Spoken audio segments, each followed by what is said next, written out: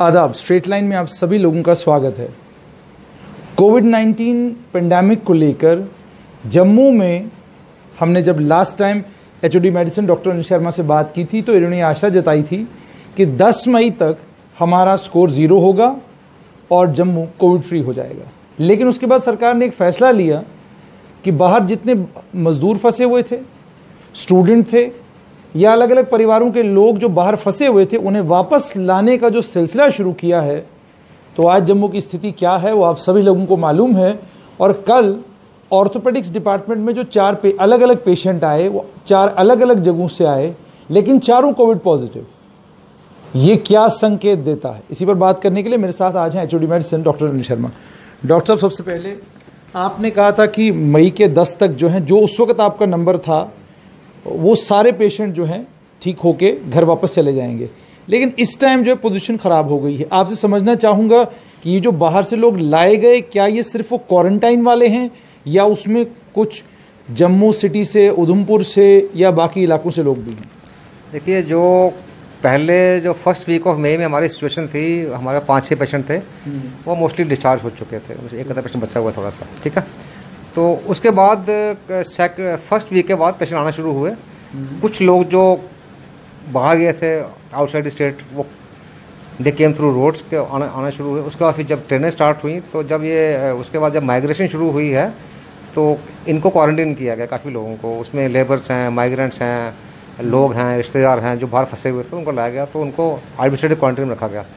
अब उनको एहतियातन जब रखा गया क्वारंटीन में, फिर उनका टेस्ट किया जाता है। तो उसमें जो टेस्ट में कुछ लोग पॉजिटिव आ रहे हैं, तो उसकी वजह से थोड़ा स्प्रेड आया है बिकॉज ऑफ दैट क्वारंटीन। तो ये एक्चुअली जो लोग आए हैं डिफरेंट जगह से आए हैं। कोई रामबन से है, कोई रजौरी से है, कोई पुंछ से है। तो मोस्टली अपने इलाके में क्वारंटीन है, तो वहाँ पे टेस्ट हो रहा है इनका। तो जब जो वहाँ पॉजिटिव आ रहे हैं तो फिर वो उससे नंबर बढ़ रहा है थोड़ा सा। तो क्या ये जितने भी लोग पॉजिटिव आ रहे हैं सभी एसिम्प्टोमेटिक हैं या इनमें से कुछ पेशेंट हैं जो आपके यहाँ भी शिफ्ट किए गए हैं, डोडा से, रजौरी से, पुंछ से, कठुआ, सांबा से? देखो, हमारे पास भी पेशेंट शिफ्ट होते हैं। आप तो एक्चुअली डिस्ट्रिक्ट में रख रहे हैं, लेकिन जो सिक पेशेंट होता है वो तो हमारे पास ही आता है। तो हमारे पास जो सिक पेशेंट हैं उसमें से मोस्टली हमारा जो है वो क्वारंटीन वाले कम हैं। अदरवाइज जो पुराने पेशेंट चल रहे थे उनमें से वही सिक पेशेंट निकले हैं, जो जिनको ऑलरेडी क्रॉनिक डिजीजेज हैं वो वाले हैं, यानी कोमॉर्बिडिटीज़ वाले। कोमॉर्बिडिटी वाले जो एक्चुअली जो क्वारंटीन में आ रहे हैं मोस्टली वो सारे नॉर्मल लोग थे। तो वो ज़्यादा या वो माइल्डली सिम्टोमेटिक है या एसिम्टोमेटिक है। मोस्टली उनको they have been kept at mostly district places पे, या रजौरी में रखा है, किसी को रामबन में, और कठुआ में काफ़ी पेशेंट रखे हैं उन्होंने। तो mostly they are mild and asymptomatic. तो जो कितने लोग ऐसे हैं अभी भी डॉक्टर साहब आपके पास जो गवर्नमेंट मेडिकल कॉलेज में हैं या गांधीनगर हॉस्पिटल में हैं या आपके सीडी हॉस्पिटल में हैं, जो आपको लगता है कि वो सिक हैं बहुत ज़्यादा, उनकी बचने की आशंका कम है? देखिए, बचने की आशंका तो हम ऐसे नहीं बोल सकते किसी के बारे में भी। हम पूरी कोशिश करते हैं। अभी हमारे पास जो हमारा मेन जो है आइसोलेशन वार्ड है, उसमें लेवल 3 फैसिलिटी है। उसमें कोई लगभग 8 पेशेंट हैं। तो मोस्टली जो सिक हैं वो एक्चुअली कोमॉर्बिडिटीज़ वाले हैं। किसी को क्रॉनिक किडनी डिजीज़ है, किसी को हार्ट की प्रॉब्लम है, किसी को एक पेशेंट है उसको ऑलरेडी चेस्ट की प्रॉब्लम थी, जो अभी हमने डायग्नोज किया, तो प्लस उसको कोविड हो गया है। तो मोस्टली कोमॉर्बिडिटीज़ हैं। जो बिना मॉर्बिडिटी पर तकरीबन ठीक है, लेकिन अभी हमारे पास वेंटिलेटर पर कोई पेशेंट नहीं है, but they are otherwise sick because of chronic kidney disease, heart की प्रॉब्लम है, या डीकम्पोजिटेड किसी को और कोई लिवर की प्रॉब्लम है, इस तरह के पेशेंट हैं। सो मोस्टली सिक पेशेंट जो है कोमॉर्बिडिटी वाले हैं। लेकिन अभी फिलहाल you can say the stable.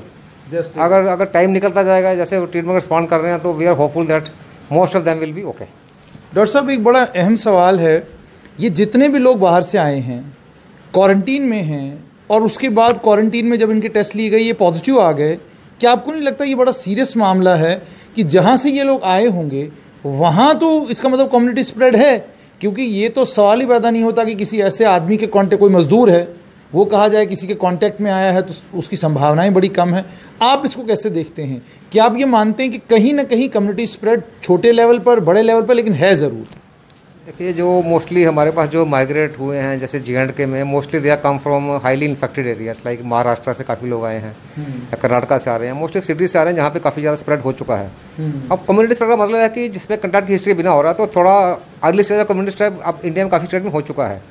तो दूसरा है कि ड्यूरिंग ट्रैवल भी इनको हो सकता है, क्योंकि अगर एक पेशेंट होगा तो दूसरे पॉजिटिव करता है। ड्यूरिंग ट्रैवल इतना सोशल डिस्टेंसिंग मतलब कहना आसान होता है, पर मेंटेनेंस थोड़ी मुश्किल होती है उसकी थोड़ी सी।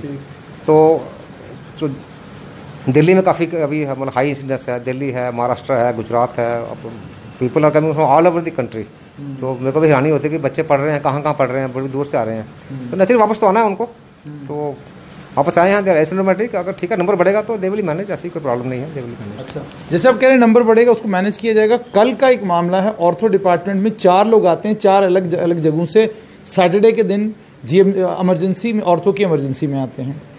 ये चारों लोग 4 अलग अलग जगहों से हैं जम्मू की, और उसके बाद जब इनके रिजल्ट आते हैं ये चारों पॉजिटिव हैं।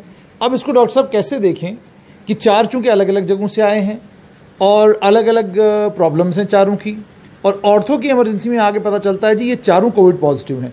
क्या इससे माने हम कि जम्मू में भी कम्युनिटी स्प्रेड तो है, हॉटस्पॉट्स तो हैं, अब इसको अब डिनाई करना, ये कहना जी ऐसा है ही नहीं, आपको नहीं लगता ज़रा ज़्यादती होगी? मानने से ये होगा कि लोग अलर्ट हो जाएंगे। नहीं, डिनाई तो एडमिनिस्ट्रेशन नहीं कर रही है, जहाँ जहाँ केस निकलते हैं वहाँ पे वो कंटेनमेंट जोन करते हैं ना, जैसे आप भटिंडे में निकले थे, तो जहाँ पे एक केस निकलेगा वहाँ पे लोकल स्प्रेड तो है उसमें। तो और जैसे अब ये 4 केस आए हैं तो उनके एरिया में दे विल कंटैक्ट ट्रेसिंग करेंगे, तो they will find it out. तो at early stage you can say some area, जैसे जब एक्चुअली एडमिनिस्ट्रेशन किसी एरिया को रेड जोन करती है, कंटेनमेंट जोन करती है, उसका मतलब होता है कि उस एरिया में स्प्रेड है, बाकी एरिया में नहीं है। अभी वी होप कि बाकी एरिया में नहीं है, क्योंकि इसकी प्रॉब्लम सबसे बड़ी है कि एक्चुअली एसिम्प्टोमेटिक जो है ना उसमें एक्चुअली बड़ा मुश्किल होता है कि समबडी एसिम्प्टोमेटिक है। अब ये जो जैसे बेसिकली उन्होंने किया था, बेसिकली प्री ऑपरेटिव टेस्ट किया कि जो एक्चुअली जो अपने इलेक्टिव सर्जरी करनी है, कई बार डॉक्टर कहते हैं हम इसका पहले कोविड टेस्ट कर लेंगे, क्योंकि अगर कोविड पॉजिटिव होगा तो उसमें तो डॉक्टर को भी प्रॉब्लम है, प्लस पेशेंट की भी मॉर्बिडिटी मोर्टेलिटी बढ़ती है। तो उसमें दैट मीन्स कि एसिम्प्टोमेटिक पेशेंट काफ़ी हैं अभी हमारे पास इधर। अच्छा, एसिम्प्टोमेटिक पेशेंट अभी हैं।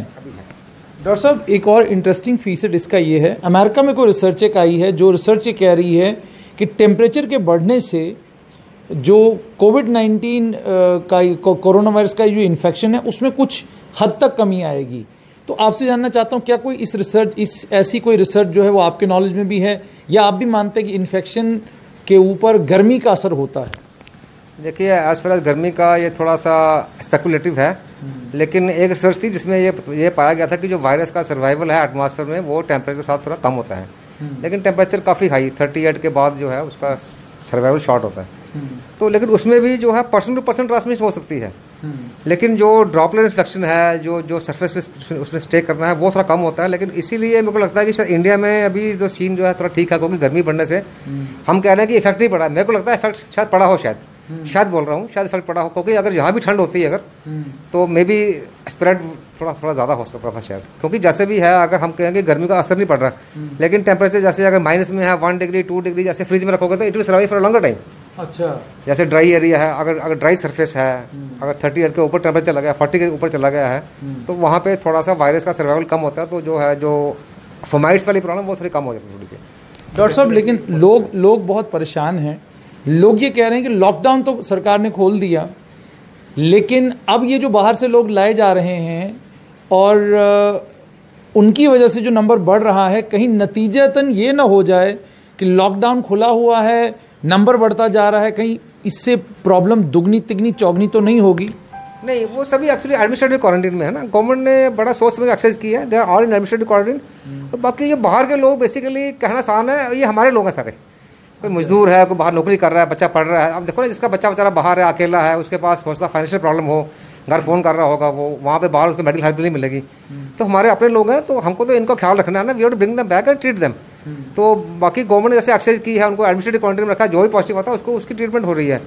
तो मे बी ये कोई 2-3 हफ्ते चलेगा जब तक पॉजिटिव आएंगे। या मेरे को लगता है कि कल मैं फिगर पढ़ रहा था, शायद कोई मोर देन 90% लोग आ चुके हैं शायद, तो थोड़े बहुत और आएंगे, तो I think we have sufficient system to manage them. ऐसा इतना कोई प्रॉब्लम नहीं है, घबराने वाली कोई बात नहीं है। एज एचओडी मेडिसिन क्या आपको लगता है हमें लॉकडाउन 5 में जाने पड़ने की ज़रूरत पड़ सकती है?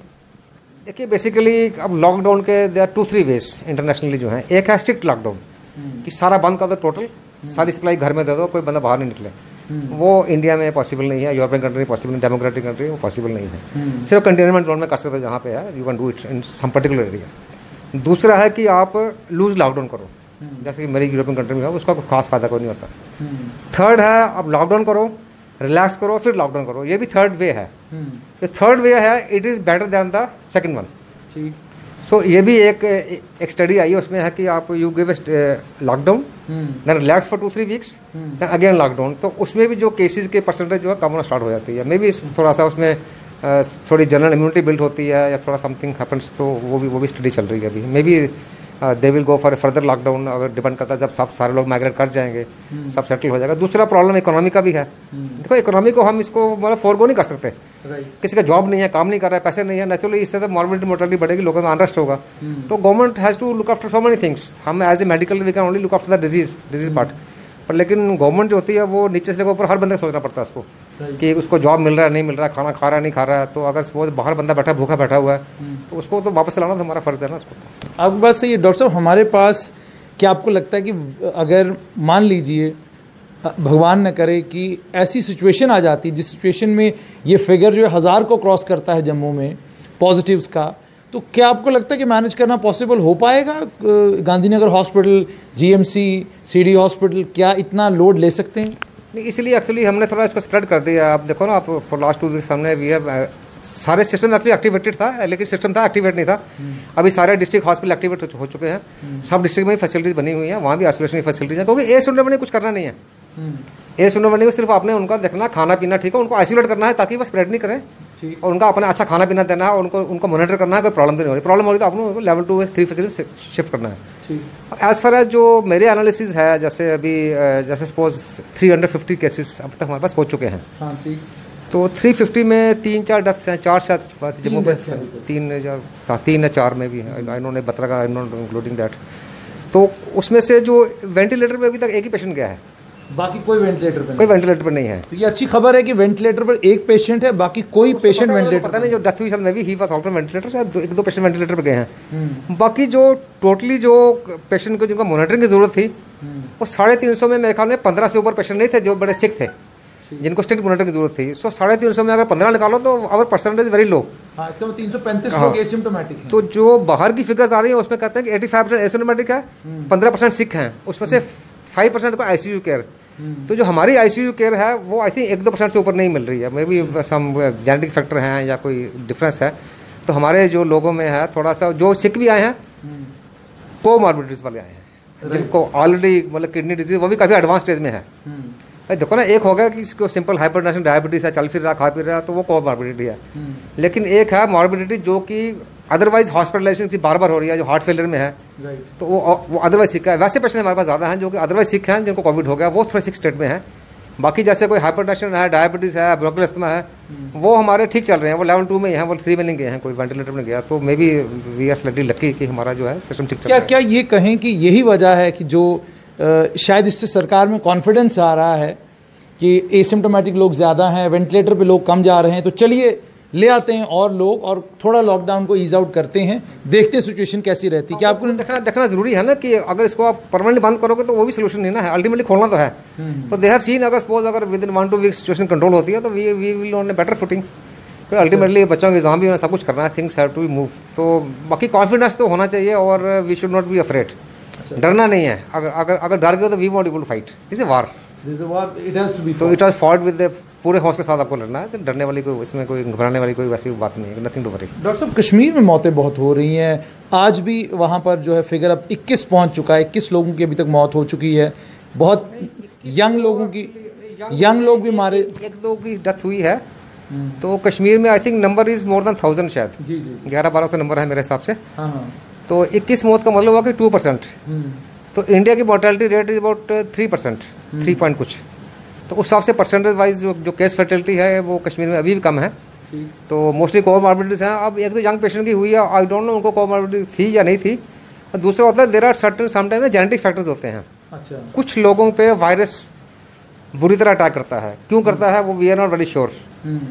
ओल्ड एज की वजह से या sometime young people also there are cases जहाँ पे जो ट्विन्स को हुआ, दोनों ट्विन मरे गए। तो एक आपके इनहेरेंट भी होती है वायरस फाइट करने की कैपेसिटी, तो उस वजह से अदरवाइज यंग फर्टिलिटी या मोर्बिडिटी बहुत कम है इधर। तो कश्मीर में भी इतना बुरा सीन नहीं है जो एनालाइज कर रहा हूँ, कि जितना वहाँ पे फास्ट स्प्रेड हुआ, 50-50, 100 केस रोज के आ रहे थे, 1000 नंबर क्रॉस कर गया उनका। तो 21 फैसिलिटी मोस्टली ओल्डर एज के हैं विद कोमॉर्बिडिटी। एक दो मैंने पढ़ा था कि उनको कैंसर था, ऑलरेडी अंडर ट्रीटमेंट कैंसर के लिए थे। उसके बेटे की डेथ शायद हुई है। जी बिल्कुल, बेटे की भी डेथ हुई बाद में। पिताजी maybe he had some genetic ऐसी प्रॉब्लम थी, दोनों को सेम।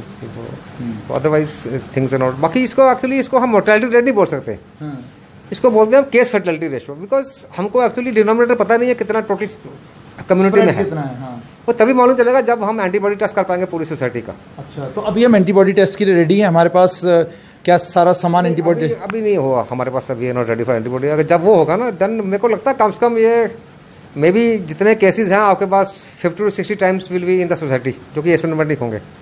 तो इसलिए मोर्टेलिटी उस हिसाब से it will not be very high. तो जो मोर्टेलिटी रेट कम ही आएगा, ये 1-2% से नीचे चला जाएगा। तो इसको हम बोलते हैं कि केस फर्टिलिटी रेट, कितने केसेस कितनी मोर्टेलिटी हुई। अच्छा डॉक्टर साहब, बिल्कुल आखिर में ऐसे यूएस के बारे में तो 15-16% चली गई ना केस फर्टिलिटी रेशो। तो यूरोप में 12-16% है। उस हिसाब से I think we are slightly comfortable. वो क्यों कंफर्टेबल है, वही मैं कह रहा हूँ कि डेमोग्राफी है, एज का रिलेशन है, हमारी यंगर पॉपुलेशन है, मे बी जेनेटिक्स है, विटामिन डी का स्टेटस क्या है, यहाँ धूप है, विटामिन डी स्टेटस अच्छा होता है, सर्दी में विटामिन डी कम हो जाता है। वो और फैक्टर है, डाइट कैसी है आपकी, तो so many factors are there. आखिर में डॉक्टर साहब, ये जितने भी अभी तक पेशेंट आपके पास आए हैं, कोविड-19 जम्मू कश्मीर में मेन सिम्टम इसका क्या आ रहा है? क्योंकि पूरे वर्ल्ड में एक आ रहा है कि जी सबसे पहले आपको आपकी जो है सूंघने की क्षमता जो है वो खत्म, मतलब ऐसा हमने कोई केस नहीं देखा। हाँ। तो वो बड़ा कोई अगर कोई एस्ट्यूट ऑब्जर्वर होगा तो वो बोलेगा मेरे को सूंघने की क्षमता चलेगी, क्योंकि हमारे पेशेंट ज़्यादा वैसे इतना सोचते भी नहीं है, सूंघने का इतना बदर नहीं करते हैं। They come with heart symptoms, fever, cough, तो वो तो हार्डली मेरे ख्याल कोई 5-7% थे बस। बाकी पिकअप हुए, सारे हुए हैं, they all picked up. Pickup हुए, एक पेशेंट पॉजिटिव निकला, उसके कॉन्टैक्ट ट्रेसिंग उसमें पिकअप हो गए। अच्छा, मोस्टली एक पेशेंट से 4 पेशेंट आगे निकल गए या क्वारंटीन से आ गए। जैसे जो बाहर से लोग आए ट्रैवल करके, वो सारे खा पी रहे थे, आराम से बैठे हुए थे, तो हमने जस्ट पिकअप कर लिया, सिम्टम थे नहीं। तो किसी को मोस्टली जो सिम्टम है वो कफ है या माइल्ड फीवर है, जो इनको मेन सिम्टम है। माइल्ड फीवर, वो भी कोई हाई फीवर नहीं है। तो बाकी जो है, बाकी सिम्टम जो है उनको उस डिजीज़ की हैं जिसकी वजह से उनको प्रॉब्लम है। किसी को हाइपरटेंशन है, या उसको हार्ट की प्रॉब्लम है, या उसको अगर किडनी की प्रॉब्लम है, उसके सिम्टम है। डॉक्टर साहब, बिल्कुल आखिर में आपका वंडर ड्रग कौन सा है? यूएसए के प्रेसिडेंट डोनाल्ड ट्रंप कहते हैं हाइड्रोक्सी क्लोरोक्विन मेरा वंडर ड्रग है। तो जीएमसी गवर्नमेंट मेडिकल कॉलेज में एचओडी मेडिसिन क्या कह रहे हैं, वंडर ड्रग कौन सा है जिससे? It is very difficult to say wonder drug, क्योंकि पहले हाइड्रोक्सी क्लोरोक्विन बहुत चढ़ी थी ऊपर, फिर maybe this has become slightly orphan drug, इसके पीछे है नहीं कोई, तो अब थोड़ी नीचे जा रही है। आप कह रहे हैं कि जो WHO ने ट्रायल बंद कर दिया इसका, but still I feel it's not that bad drug, अगर प्रॉपरली अगर विद प्रिकॉशन यूज़ की जाए इन केस सिलेक्शन करके, तो this still a good drug. तो और जो हैं वो बाकी दवाइयाँ जो हैं, जैसे steroids can be use in some specific cases. और एक और ड्रग है टोक्लूज़ुमैब है, तो वो हमने भी यूज़ नहीं की है, लेकिन हमने इसको रिजर्व में रखा हुआ है। That is will be again a good drug. That's very good drug. जो एंटी मलेरियल ड्रग की बात हो रही थी, anti malarial I think basically वो बोल रहे हैं कि इसके साइड इफेक्ट्स बहुत हैं। अब एंटी मलेरियल इंडिया में इतनी हाई डोज में यूज़ हुआ है इन जनरल पॉपुलेशन मासेस, हमको कुछ इतना कोई प्रॉब्लम लगी नहीं उसमें कुछ। अच्छा, आई डोंट नो वर्ल्ड लिटरेचर क्यों इसके पीछे पड़ा हुआ कि इसके बड़े साइड इफेक्ट्स हैं। हार्ट की प्रॉब्लम ऐसे हो सकती है, लेकिन उसके लिए हम प्रिकॉशन लेते हैं, पहले ECG करते हैं उसका। अच्छा, ECG करके उसके बाद दवाई डाल के फिर दोबारा ECG करते हैं, अगर इसी problem then we stop it. तो अगर प्रिकॉशन से कोई इतना प्रॉब्लम है नहीं कोई, तो जो है जैसे इनको आर्थराइटिस की प्रॉब्लम है, वो सालों साल खा रहे हैं, कुछ नहीं होता उनको, तो maybe they are playing very safe कि ड्रग विदाउट साइड इफेक्ट। तो वैसे है एक जो मेरी थिंकिंग है कि drug which has no side effect has got no effect. A drug which has no side effect has got no effect. No effect. Doctor, to have a drug without side effects is very difficult. Side effect होंगे, उनका monitor करना है, थोड़ा precaution लेकर चलना है। तो hydroxychloroquine will have a place. अभी इसका एक्चुअली लार्ज ट्रायल चल रहा है, अभी मे बी 4-5 मंथ्स में ट्रायल निकल जाएगा वो भी, तो this will again show A come back. I think still it has place. Doctor साहब, मुझे ये बताएं कि कितने पेशेंट अभी आपके हैं जो डिस्चार्ज होने वाले हैं अगले एक हफ्ते के अंदर अंदर? अभी डिस्चार्ज थोड़ा फास्ट हो जाएगा, क्योंकि बीच में हमारा गैप आ गया था ना, तो पेशेंट स्टार्टेड कमिंग 10-15। तो कल जैसे हमने 11 की है, तो ये स्पीड हमारी 8-10-11 की अब स्टार्ट हो जाएगी। अब 8-10-11 की शुरू हो जाएगी। This speed will continue, so we will have a comfortable time within 1 weeks time. This भगवान की इच्छा करोगी तो things will comfortable. Thank you very much. तो ये थे doctor Anil Sharma, HOD medicine. आपने साफ तौर पे सुना, we will have comfortable time. जितने भी पेशेंट यहाँ पर कोविड-19 पॉजिटिव जितने भी लोग आ रहे हैं, मेजॉरिटी एसिम्टोमेटिक हैं, लेकिन जिन्हें दिक्कत भी है उन्हें भी ट्रीट किया जा रहा है। और अच्छी खबर ये कि सिर्फ 2 पेशेंट ऐसे हैं जो वेंटिलेटर पर गए हैं, तो इससे गए थे, और इस वक्त कोई भी पेशेंट वेंटिलेटर पर नहीं है, तो इससे अच्छी खबर और क्या हो सकती है। तो बने रहिए स्ट्रेट लाइन के साथ, और हमारी पूरी कोशिश रहेगी कि कोविड पर कोई भी बड़ा अपडेट हो आपके पास ज़रूर पहुंचे। दीजिए इजाज़त, आदाब।